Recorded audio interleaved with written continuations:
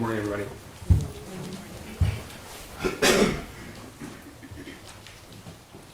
I want to introduce you to Hannah St. Juliana, Madison Baldwin, Tate Muir, and Justin Schilling.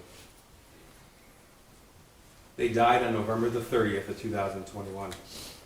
They weren't in a car crash. They weren't sick. They were murdered in an act of terror committed by Jennifer Crumbley's 15-year-old son. Jennifer Crumbley didn't pull the trigger that day, but she is responsible for those deaths. These kids were gunned down inside Oxford High School with this gun. It's a 6-hour, 9mm handgun, purchased 4 days before the shooting by James Crumbley, Jennifer's husband and father of the school shooter. This was a purchase celebrated by Jennifer on Instagram. These are her words. This is her post. Mom and son Dave testing out his new Christmas present. My first time shooting a 9mm. I hit the bullseye. The evidence will prove that by the time this gun was bought, the school shooter was in a downward spiral that had begun months before. The evidence will also show you that Jennifer Crumbley was aware of that. Despite her knowledge of his deteriorating mental crisis, despite her knowledge of his growing social isolation, despite the fact that it is illegal for a 15-year-old to walk into a gun store and walk out with a handgun by himself, this gun was gifted. You will also learn that despite all of that background, this firearm was not secured in a way to prevent her son from gaining access to it. The evidence will also prove to you that even with all of that, on November the 30th, Jennifer Crumbley was still given the opportunity to prevent these murders from ever happening. Instead, she chose to do nothing. This drawing, this math worksheet, was sent to her November the 30th, 2021 at 9:30 in the morning. That's more than 3 hours before the first shot was fired. These writings, that drawing, created by her son. She was sent this by her son's school counselor when he requested an immediate meeting with her at the school that day. He requested that meeting because this drawing, those words, suggest both weapon and injury, even to someone with only limited knowledge of the shooter. Apparently, that raised an alarm with Jennifer Crumbley, because she did go to the meeting with her husband, but before she did, she privately communicated her own concern with her husband. This will be admitted in evidence throughout the trial. This is a portion of a Facebook Messenger thread from Jennifer to James Crumbley. Jennifer words in blue. Emergency, November 30th, 2021, 9:35 a.m. Then she sent the picture to James. His response, my God, WTF. And then he wrote back about the vet. He was at their barn, worried about their horse. Jennifer's response, he said he was distraught about last night. And then, I'm very concerned, headed to his school. That's at 10:12 a.m. Yet despite their private concern, the evidence presented in this trial will show to you that that meeting at the school was nothing like that school counselor or the dean of students who sat in on that meeting had ever experienced before. Those two individuals, even with their limited knowledge of that drawing, had expected the defendant or her husband to take their son home and set an appointment with a mental health professional. But they didn't. You see, you will learn that these kind of meetings, when they occur with parents, can last an hour or longer. This one was abruptly ended by Jennifer Crumbley after just over 11 minutes. And then she left. You see, this drawing alarmed everyone who saw it, including those who only knew the Crumbleys in limited settings, or even to those who had never met their son before. The two people in the world with all of the information, all of the background, to put this drawing into context were James and Jennifer Crumbley. And you will learn that in that meeting, they didn't share any of it. They didn't say anything about the fact that that firearm was identical to the 6-hour 9mm. Identical. They didn't mention how that gun was stored. They didn't mention anything about his increased mental distress. You'll learn that after the meeting when they left, they didn't embrace him. You'll learn that their home is just down the road from the Oxford High School. They didn't stop by the house to look for the gun. You'll learn never once did they ask their son, "Where's the gun?" They did nothing. They didn't do any number of tragically small and easy things that would have prevented all of this from happening. One theme will present itself during this trial, is just how senseless November 30th was. And that's because of all of the easy, ordinary things for someone to do that nobody did. What I just outlined to you is a snapshot of the evidence that will be presented in this case. You will hear the facts and the evidence from the witnesses. You will hear from between 20 and 25 of those witnesses. You're going to see over 400 exhibits. You're going to hear from witnesses who were in law enforcement. You're going to hear from individuals who worked for Oxford High School. You're going to hear from people who knew Jennifer Crumbley in social situations and those who worked with Jennifer Crumbley. You're going to hear from victims in this case as well, those who were inside the school November the 30th. You're going to learn a little bit about the scope of the investigation. You'll learn that during this trial, the defendant's cell phone, her husband's cell phone, and their son's cell phone were seized. They were all forensically analyzed. Through all of that data received, in addition to data obtained through cell phone towers, social media search warrants, through information received through banking records, GPS pings, from gun ranges, all this information will be presented to you, and you'll be able to obtain a digital footprint of the Crumbley family. And you'll get an idea, you'll get a view into the Crumbley life in the days, the weeks, the months preceding the shooting. You're also going to learn a little bit about the aftermath of the shooting. Specifically, you're going to see a pattern emerge in Jennifer Crumbley after the shooting on November 30th. That pattern will include and show you that she immediately began to downplay and downright lie about her level of knowledge of her son and that weapon and that drawing on November the 30th. This pattern will continue up until the time that she and her husband are found hiding from the police in Detroit. This pattern will show you that her first instinct was to lie, her second was to run. Now, the evidence will show you that she didn't pull the trigger, but she's responsible. But there is no claim that she gifted that firearm to her son knowing he was going to commit the attack. There's no claim that she wanted him to commit the attack. So how can she be held responsible when her son pulled the trigger? And the answer is, she's not charged with murder. She's charged with involuntary manslaughter. You see, murder it's an intentional killing. Involuntary manslaughter, by definition, is unintentional. It's rooted in negligence. You've heard Judge Matthews tell you that every crime is made with something called elements. This is no exception. You're going to learn that involuntary manslaughter is committed when someone's acts or their failures to act or their failures to perform their legal duty were grossly negligent, and that gross negligence was a cause of death. A cause of death, not the cause of death.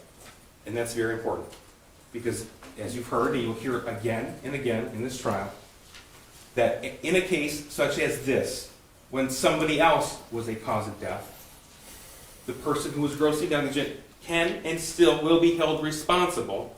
That is, if the person who pulled the trigger, if the shooter in this case, his act was reasonably foreseeable to the defendant. To the defendant, specific to her. not to everybody else in the world, not to a stranger, not to a teacher, but to his mother, one of the two people in the world who raised him, who lived with him for 15 years, one of the two people in the world who had all the information necessary to put that drawing into context. So what's gross negligence? You will learn that it is a willful disregard of danger. Gross negligence is when you could use ordinary care, just ordinary care, to avoid a known danger, and you don't, even though it is apparent that serious injury could occur. And that's what this case is about. It's about Jennifer Crumbley's willful disregard of the danger that she knew of. That's why we're here. We're not here to talk about good parenting or bad parenting. It's not illegal to be a bad parent. We're not here to put restrictions on gun owners. That's not our job. That's not your job. That's for lawmakers. We're not here to talk about who else might be culpable or who else you think shares some blame. You will learn about the meeting on November the 30th. You may not like the fact that neither the school counselor nor the dean of students searched the school shooter's backpack. That's okay. That's okay. Because that does not mitigate Jennifer Crumbley's culpability. You're going to learn a whole lot about James Crumbley and their son. But James, he's not on trial today. He has another trial in front of another jury. Their son, his case is over. He's already been charged and convicted and sentenced for terrorism causing death and first-degree murder. Today is Jennifer's turn to stand trial, and you will evaluate the evidence as it pertains to her and her own life. We're here because when Jennifer looked at this drawing, she didn't look at it the way a stranger would. When she looked at this drawing, she looked at it knowing the context and the origin. And when someone with that kind of information looks at this, the unimaginable becomes predictable. It becomes reasonably foreseeable. That's why, even though she didn't pull the trigger on November the 30th, she's responsible for those deaths. I ask that during this trial you listen to the testimony, you review the evidence, and you follow the law. If you do that, you will undoubtedly reach a fair and just verdict. If you do that, you will find this defendant guilty as charged. Thank you. Ms. Smith, would you like to make a motion? I would, thank you. Your Honor, is it okay if I just move this? Oh, you can move it anywhere you want, there's a lot of stuff. There's cords and stuff. So I'm sorry, don't Sean, can rush. you just help me? I'm gonna pull it just forward, Watch this through quickly. and I'm gonna keep it to the side, because I don't need it. Okay, I just have a few notes on it. sure, good.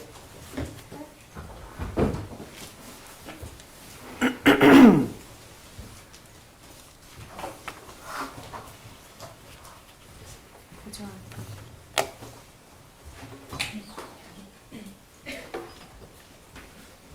Sorry, Judge, just trying to get this. Okay.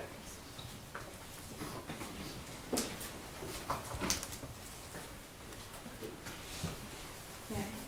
Go ahead, thank you.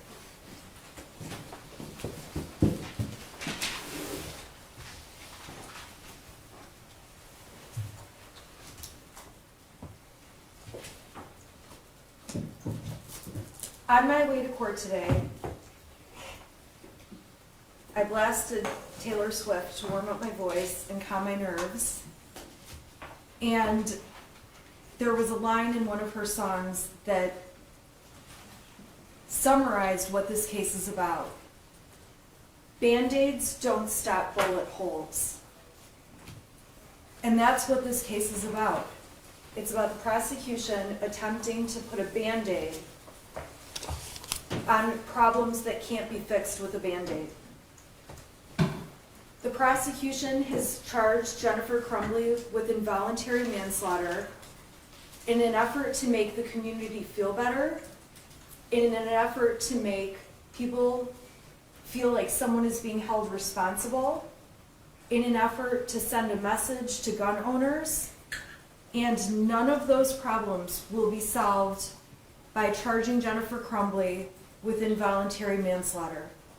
It's the same effect as when your child comes to you with a boo-boo and you give them a Band-Aid that they put on that doesn't take away the pain and can't undo what's happened to them. And in this case, a Band-Aid will never bring back the lives that were lost by Hannah, Justin, Tate, and Madison Baldwin. And the evidence in this case is absolutely horrific. Much of the evidence is going to make you sick and disgusted and scare you, traumatize you, and quite frankly, there's no reason the evidence needs to be shown. Mrs. Crumbley, myself, everyone in this courtroom agrees that on November 30th, 2021, the worst possible thing happened when Ethan Crumbley used a gun and terrorized the Oxford High School.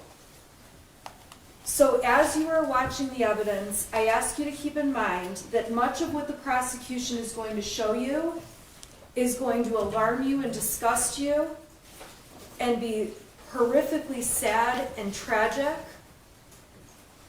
But that evidence is about about the shooter.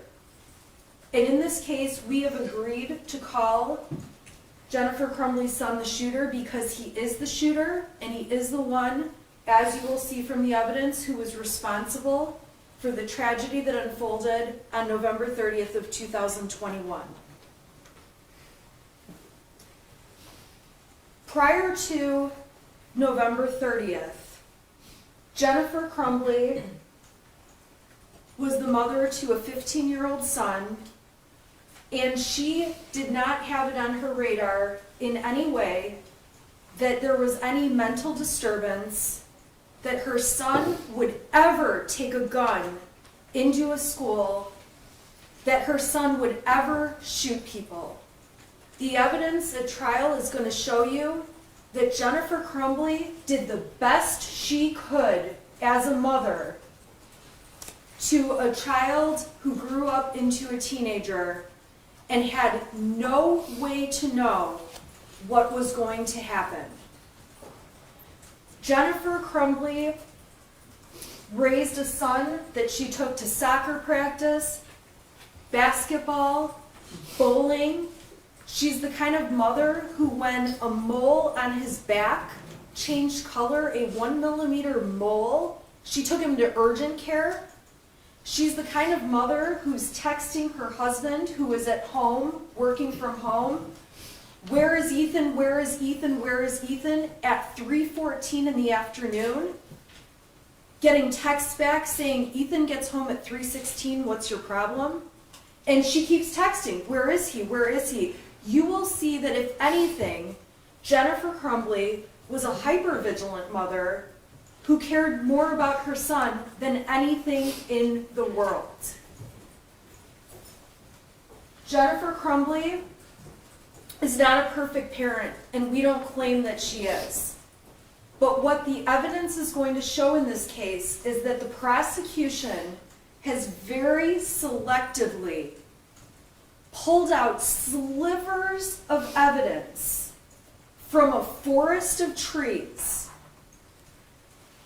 to try to convince you that there was something wrong with Ethan and Jennifer Crumbley, as his mom, should have known.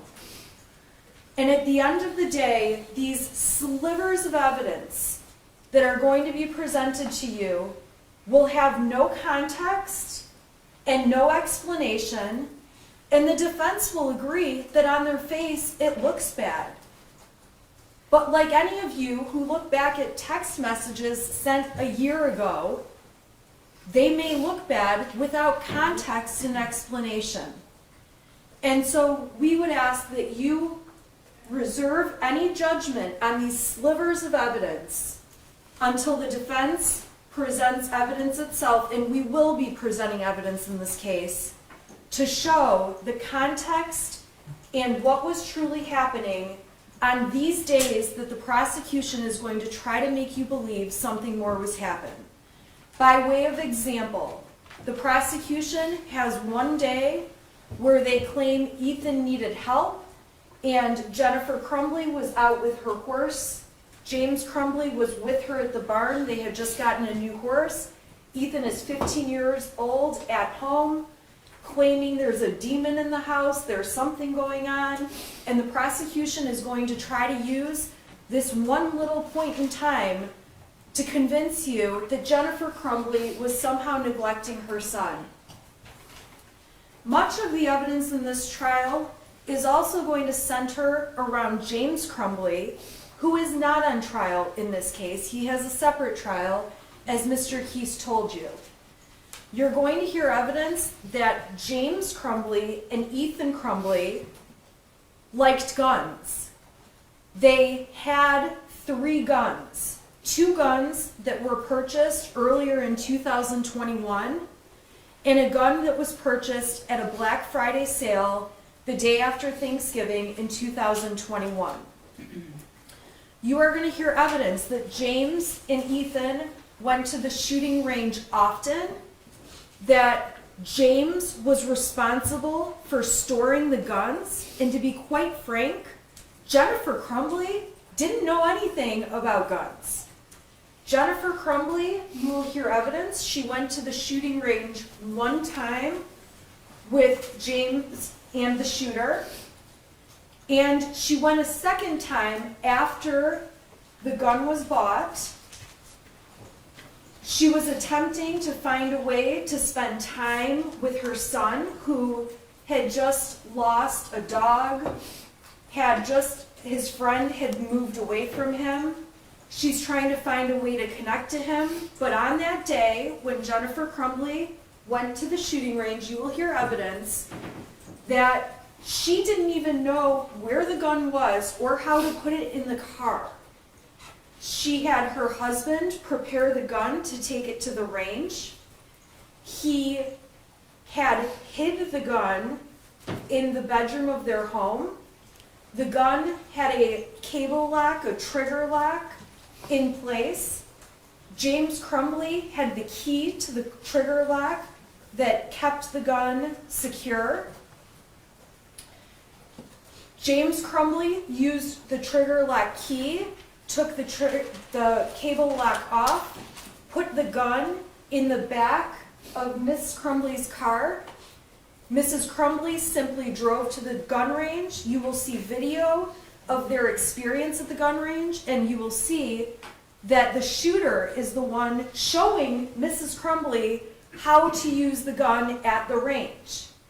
And when they're done at the range, the gun was placed back in the back seat of the car, not back seat, but the back of an SUV.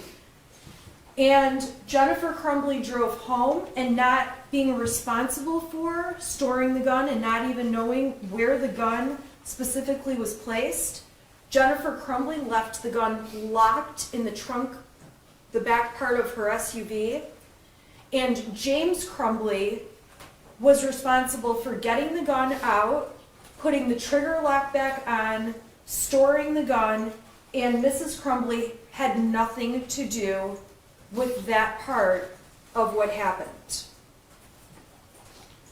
Over the next couple of days, this is right after Thanksgiving, the family is picking out their Christmas tree, talking about Christmas presents.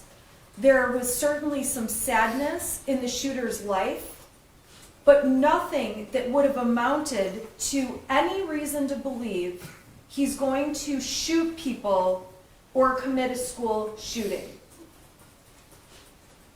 You will hear testimony that on the day of the shooting, Jennifer Crumbley went to work.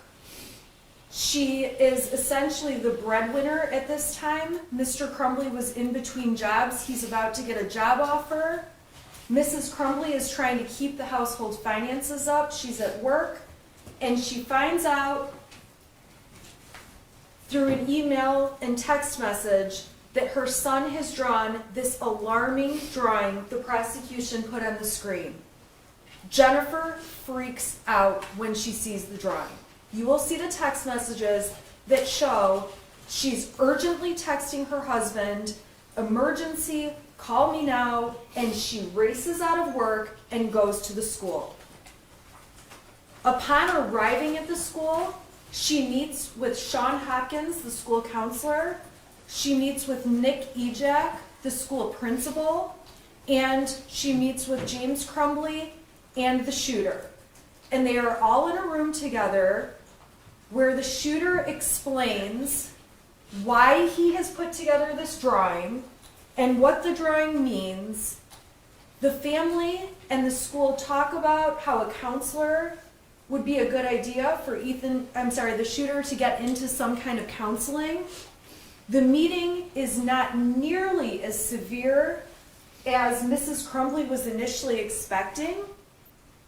Trained professionals at the school who evaluate children represent that the shooter is of no risk to anyone and they allow him to stay in school.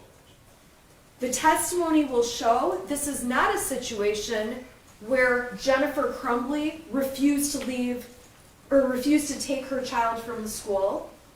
She was provided the option of take him home or leave him here. The shooter struggled when they had online school during COVID. It caused him great anxiety to miss school, and he wanted to stay that day.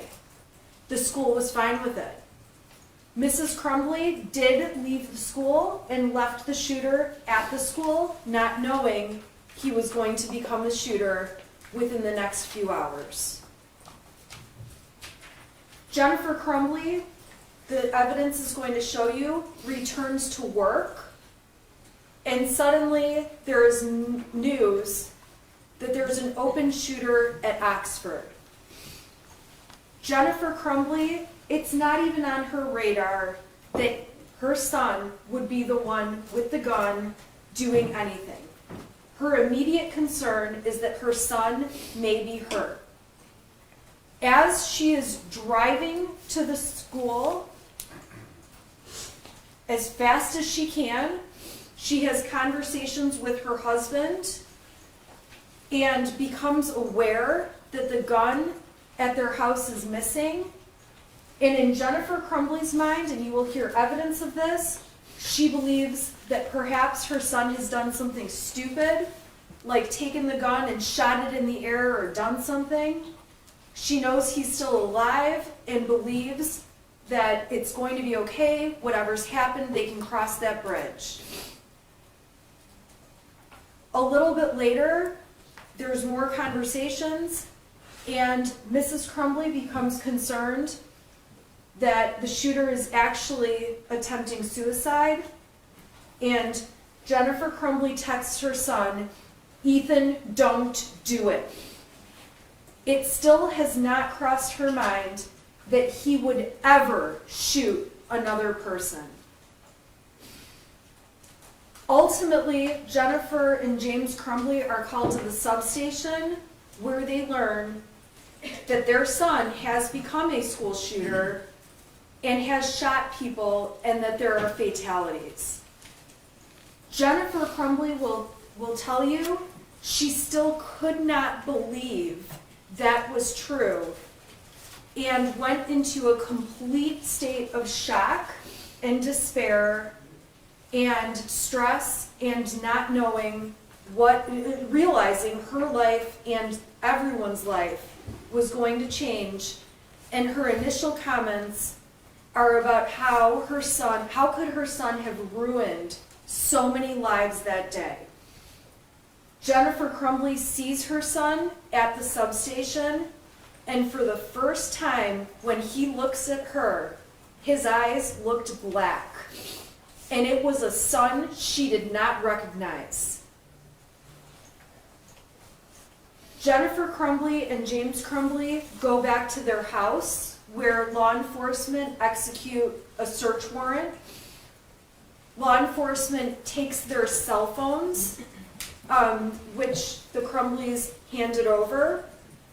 The Crumbleys have to go and buy burner phones or track phones so they have something to use to be in touch, they begin to realize that there are death threats around their house. People are planning riots around their house, and they cannot be in their home. Jennifer Crumbley and James Crumbley drive to a hotel where they spend the night. They are trying to figure out what is happening, and all Jennifer can think about are the things she believes she can control, like keeping her job, keeping health insurance, figuring out money, figuring out lawyers, and trying to digest what has just absolutely tragically unfolded. In the days following the event, while the prosecution says the evidence will show Jennifer Crumbley is lying, Jennifer Crumbley is truthfully telling the world she had no idea and finding out that she is about to be charged in this Band-Aid effort by the prosecution with involuntary manslaughter. Jennifer and James Crumbley go to the bank. They're advised by friends and family, and you will hear testimony that their money could all be taken out of their accounts, and they know they need money to be able to live and hire lawyers and figure out what to do. They withdraw all of the money from their bank account. The burner phones they're using, they can't get access to any of their accounts because of this two-part authentication you now have to do.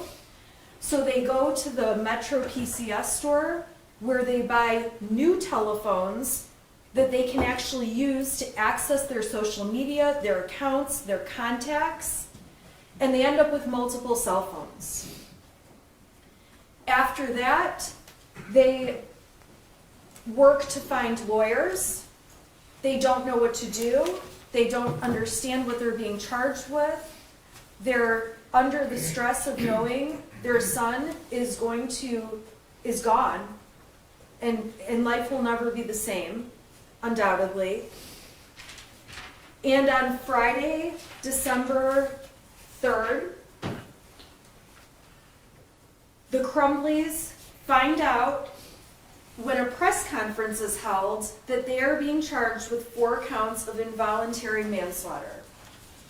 And at that point, they attempt to try to figure out what to do, where to stay, where to go, what to do. And they ultimately ask a friend if they can stay at his art studio until they know where to go and what to do. They make plans to turn themselves into the court on Saturday morning, because remember, this is late in the day Friday. Saturday morning at 8:30 when the court opens up and does weekend arraignments. And overnight, the prosecutor's office, the sheriff's department, the fugitive apprehension team, the U.S. Marshals have a statewide search claiming that James Crumbley and Jennifer Crumbley are on the lam. They are running, they are fleeing, they are trying to avoid charges, and it couldn't be any further from the truth.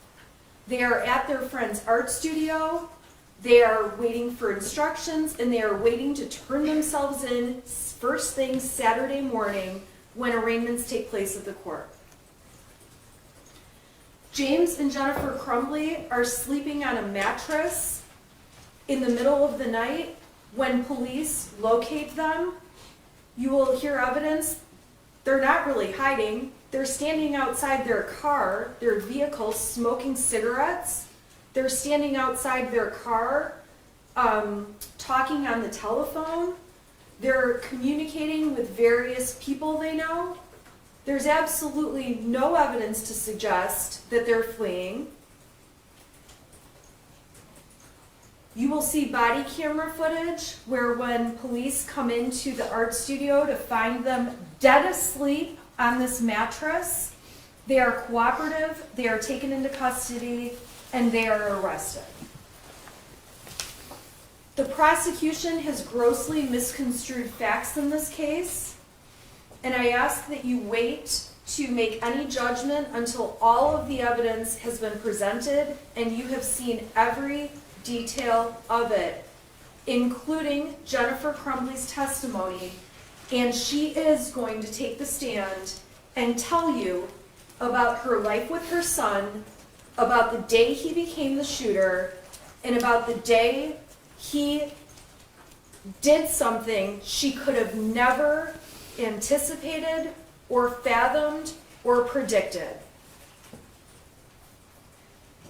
She will tell you that when she saw the materials in this case, she learned that her son had not been her son for months, that he had been manipulating her, that he had been hiding things from her, that he had been sending text messages, alarming text messages, to other people. You will hear that the school never advised Mrs. Crumbley of problematic issues that if she had heard about, she would have jumped right on top of it.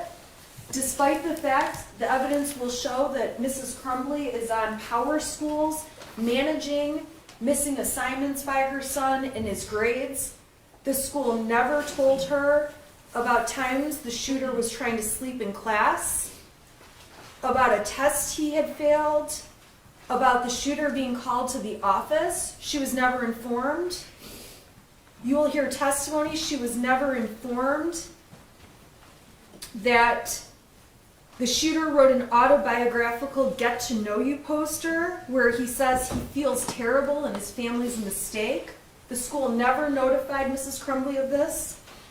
You will hear testimony that the school never notified Mrs. Crumbley that the shooter was having a, quote, rough time when he spoke to the school counselor. You will hear testimony that the school never notified Ms. Crumbley that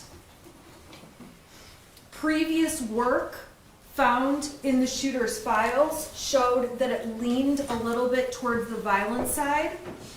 You will hear testimony that the school never told Mrs. Crumbley about an index card the shooter wrote in class that had odd responses with a drawing of a loaded gun magazine and a person holding it out.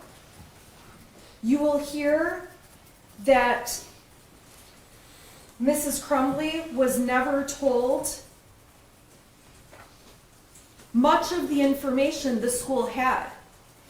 And so when the prosecution is urging you not to assign fault to anyone else, at the end of the day, we ask that you pay attention to the evidence that Mrs. Crumbley knew. And quite frankly, when you evaluate that evidence and know what she knew and what she didn't know, and learn the context behind the slivers of evidence this prosecution's presenting, you will see that this was absolutely not foreseeable, this was absolutely not expected, and I am going to ask that you find Jennifer Crumbley not guilty of involuntary manslaughter. Thank you, Ms. Smith.